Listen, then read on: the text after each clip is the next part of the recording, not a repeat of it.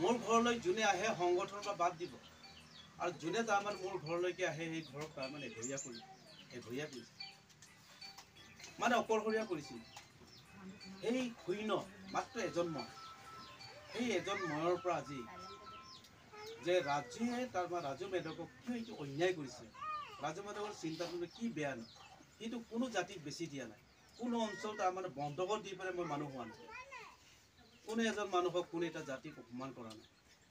আজি 41 বছৰ তাৰমানে ত্যাগ, মই ত্যাগ বুলি ক'ব বিচৰা নাই, কিন্তু কষ্ট কৰিছোঁ 41 বছৰ।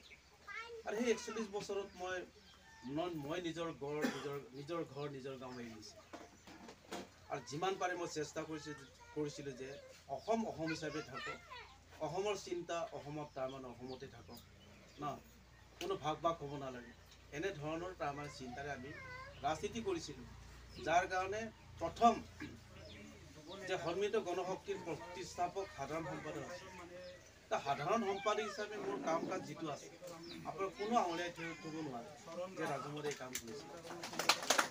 এটা কাউন্সিলৰ পৰা এজন মাত্ৰ কাউন্সিলৰ জিকাইছিলে, নেক্সট বাৰত তাৰমানে 4জন প্ৰেচিডেণ্ট কাউন্সিলৰ, ইয়াৰ পিছত আঞ্চলিক পঞ্চায়ত দখল কৰা হ'ল, 13জন 14জন তাৰমানে কাউন্সিলৰ প্ৰেচিডেণ্ট জিকা হ'ল, য'ত 19জন ৱাৰ্ড মেম্বাৰ আছিল, 19জন মেম্বাৰৰ পৰা 105জন মেম্বাৰলৈকে অনা হ'ল। আৰু তাৰপিছত কোনো সম্ভৱ বুলি ভবা নাছিলে যে ভুৱন পেগুৱে তাৰমানে ইয়াত MLA জিকিব পাৰিব, সন্মিলিত গণশক্তিয়ে MLA জিকিব নোৱাৰে।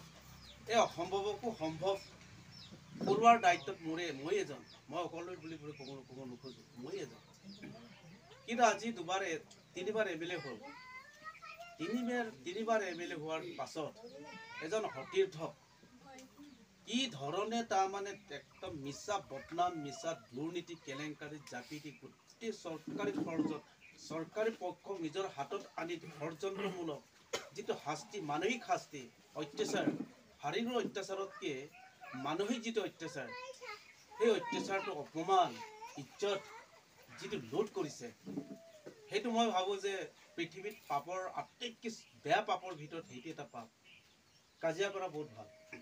ঠিক সেইদৰে আজি জংঘলত থকা তাৰমানে উগ্ৰপন্থীতকৈ, সন্ত্ৰাসবাদীতকৈ আজি BJPৰ গণশক্তিত তাৰমানে যিবিলাক সদস্য তাৰমানে গুণ্ডাবাহিনী আছে, সেই সন্ত্ৰাসবাদী উগ্ৰপন্থী বহুত শ্ৰেষ্ঠ। এখেতসকলে বিচাৰ বিবেচনা আছে, যিসকলে জংঘলত হাবিত আছে, অন্ততঃ বিচাৰ বিবেচনা আছে। সেইটো মোৰ মা, সেইটো মোৰ দেউতা, মোৰ এটা বিষয়ত তাৰমানে আমাক বিৰোধ কৰিছে, এইটোৰ কাৰণে সেইটো মোৰ শত্ৰু বুলি ক'ব পাৰে। কিন্তু এতিয়া এইটো BJP এই গণশক্তিটো নাই, সেই সন্ত্ৰাসবাদী উগ্ৰপন্থীতকৈ বেছি নিষ্ঠুৰ আৰু কঠোৰ, অমানৱীয়। সেইটোৰ কাৰণে আজি আপুনি কথা ক'ব নোৱাৰে, আপুনি সভা-সমিতি পাতিব নোৱাৰে, আপোনাৰ অন্তৰৰ ক্ষোভ যোগবিলাক আপুনি ব্যক্ত কৰিব নোৱাৰে, আপুনি ক'ব নোৱাৰে। তাৰমানে বাকৰুদ্ধ কৰাইছে, জেলত থকাতকৈ তাৰমানে বাহিৰত থাকিও আপুনি জেলৰ নিচিনা হৈ আছে। এনেকুৱা এটা ৰাজনৈতিক এটা বাতাবৰণ সৃষ্টি কৰিছে যে কাইলৈ আপুনি আপোনাৰ ভোট দিব নোৱাৰিব, আপুনি ৱাৰ্ড মেম্বাৰ উঠিব নোৱাৰিব, আপোনাৰ কাউন্সিলৰ ZPM আপুনি উঠিব নোৱাৰিব। মাত্ৰ এটাই আছে ইয়াত BJPৰ গণশক্তি উঠিব পাৰিব, বাকী কোনো উঠিব নোৱাৰিব। এনেকুৱা এটা দমন ৰাজ, জংঘল ৰাজ এটা ইয়াত আৰম্ভ হৈছে।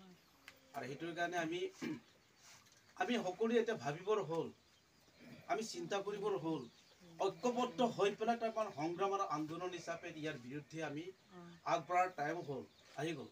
সেইটোৰ কাৰণে আমি ভাবোঁ যে আমাৰ জনজাগৰণৰ যত্নটো আপুনি চাব যে বহুত কঠিন আৰু জটিল আছে।